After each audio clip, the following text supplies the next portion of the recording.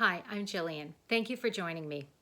I am not a fan of Ontario's Premier or the governing party he leads, and that's an understatement.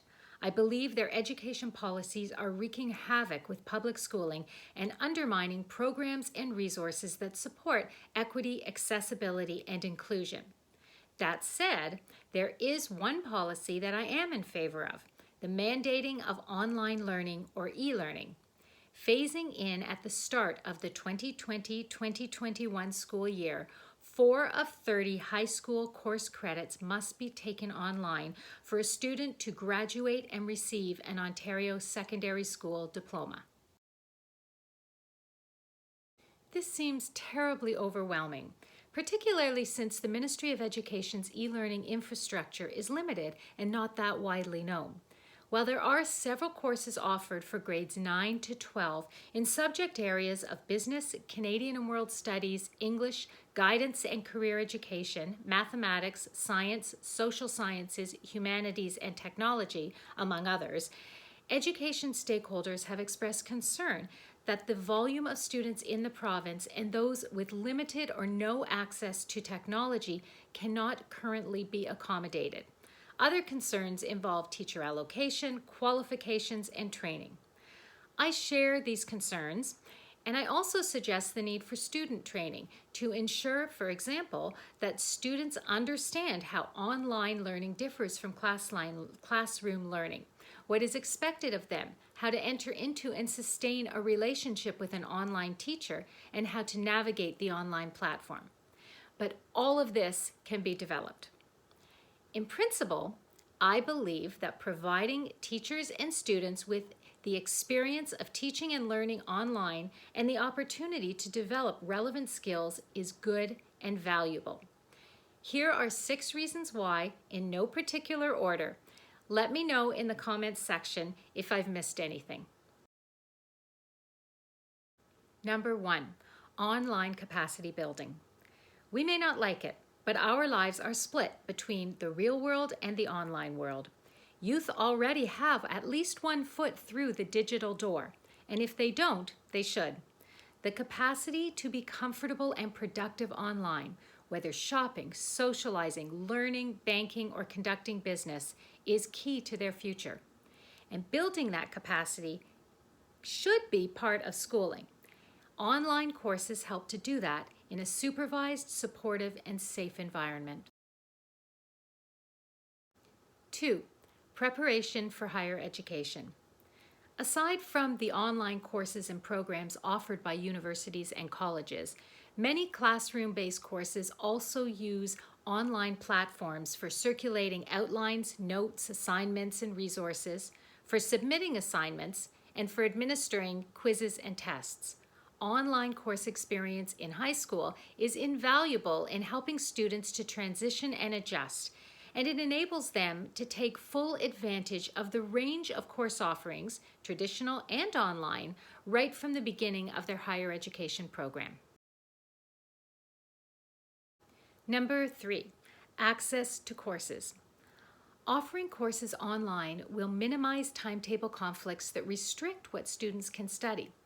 It will also enable locally developed courses, presently offered only in a particular region, to be available throughout the province.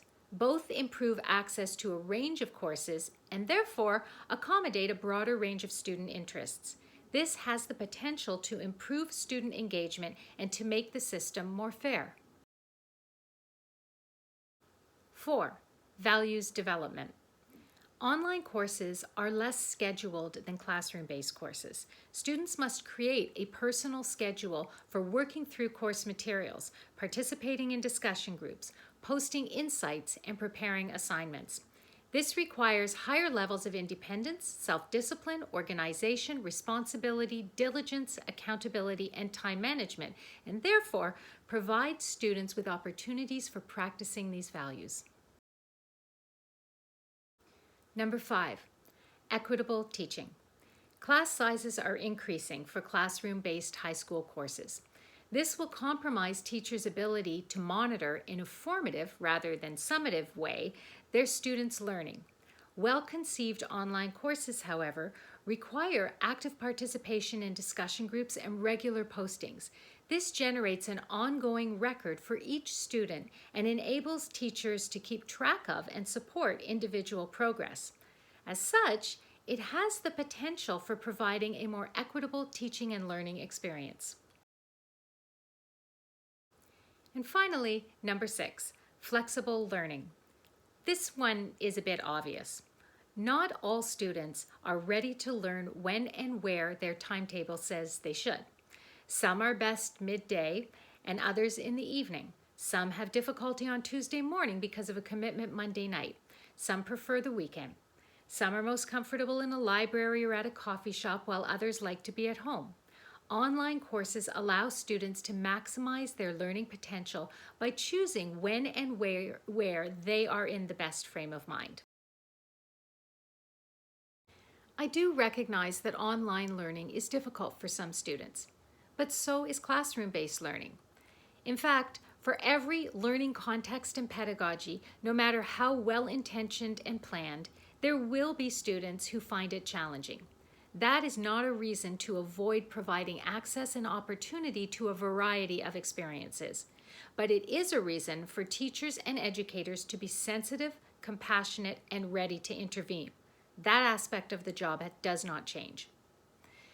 If we are to understand high school as a place for exploration and personal discovery, and a place to challenge oneself and expand one's range of capacities, then online learning is an important contributor and should be part of every student's program. Averaging 1 course per year, 4 online courses enable students to become familiar with this pedagogy and to achieve the growth and development outcomes the experience offers.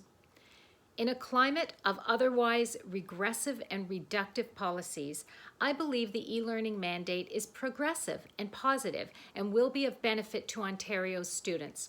Let us just hope that the implementation is as promising as the proposition.